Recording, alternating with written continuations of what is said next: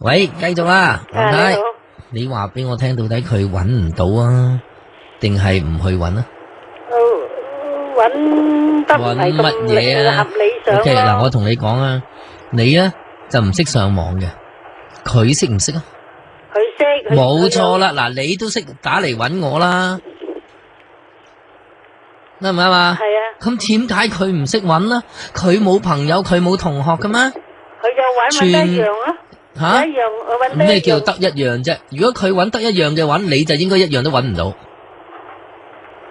佢揾得一樣，咁我老公又唔係幾中意去揾得佢嗰科。你而家唔係講中意與唔中意噶，係咪？有啲嘢揾到幾多樣又點呢？人哋講俾你聽，喂，邊間大學咧有幾多樣嘢啊？喂，間大學科佢都入得噶，你成績 OK 就入得噶啦嘛，啱唔啱啊？唔係你中意去邊樣就邊樣噶嘛，你啲成績唔合嘅話，你去考就得噶啦，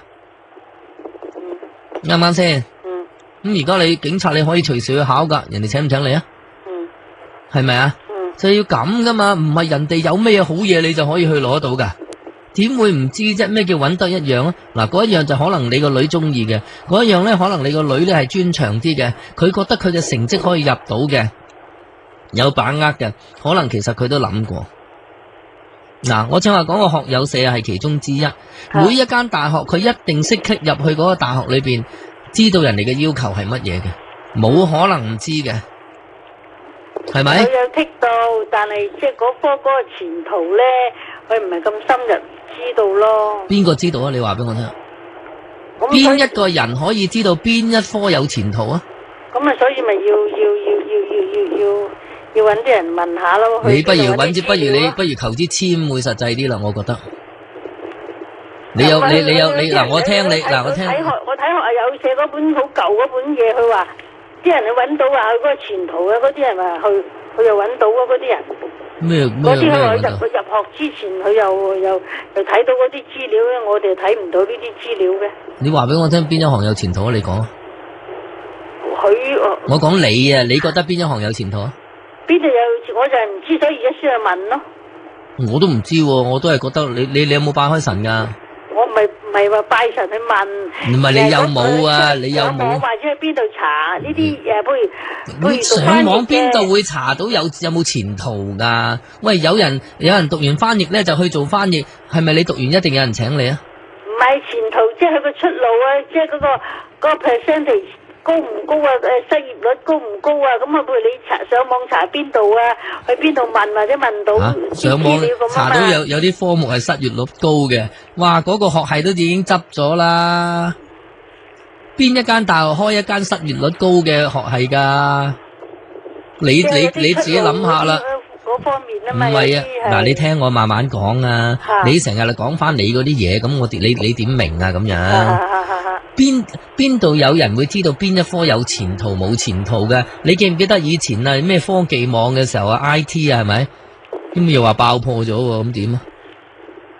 係咪？做金融又好，一陣又話金融海嘯、金融風暴啊，咁邊個好啊？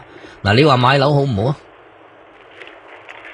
即係都知道一啲資料，咁都知道適唔適合呢啲資料咧，你噏得出嚟嘅話咧，喺網上邊你揾個 JUPAS 網打已經 non-JUPAS 已經10萬個資料啦，係咪？你要打學系，你叫你個女打 non-JUPAS，佢一定揾到。邊你根本你就唔需要問，你唔識上網你就唔使問，你個女一定知道。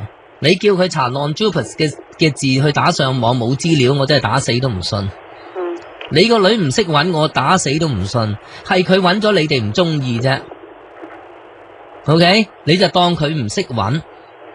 咁係咪揾到翻譯嗰啲？咁但係佢文科唔得，佢係讀理科噶嘛？咁啊翻譯做係文科噶嘛？咁佢雖然讀理科，但係佢可能佢中英文好好得唔得啊？佢淨係2科好嘅啫。英文僅合格啫喎。係咯，咁佢咪真係考唔到啦，根本。唔係英文啊，咁佢理科考到 A 喎。咁咪咯，喺理科考到 A， 點解佢會揀翻譯啊？咪係咯，所以咪佢又唔去中意咯，自己中意佢唔知佢自己嗰個。嗱，你咁樣喎，唔緊要嘅喎，你中意都冇用嘅，人哋會唔收佢嘅喎。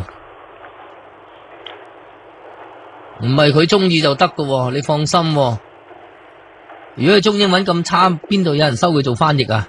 咪得咪緊緊咯。係嘛？但係調翻轉頭，理科得啫喎，理科係攞 A 攞 B 喎。你成日重複呢啲嘢做乜嘢啫？哈哈哈！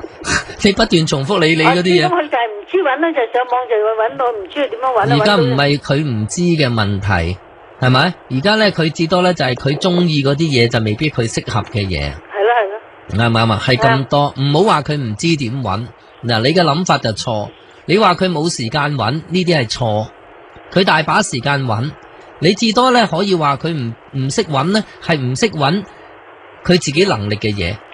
淨係識揾自己中意嘅嘢。係咪啊？即係就算你第日佢揾個男朋友都係啦，係咪？你中意人就得啊？唔使人中意你啊？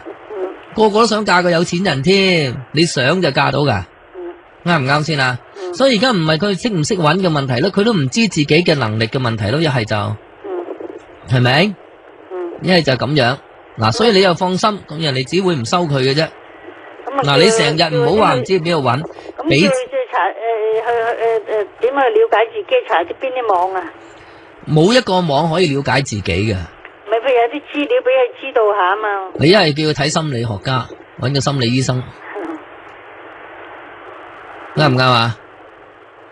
咁我只都可以去教嘅咧，實際啲嘅咧，你就唔使上網。每一個人咧都要因應自己嘅強項而去申請一個學系，就講完噶啦。係咪？唔好自己中英文唔得，又話要去做翻譯，係咪啊？OK，唔好自己讀文科、讀歷史嘅一陣，又話自己想做物理學家，呢啲係好基本嘅嘢嚟嘅啫嘛，係咪？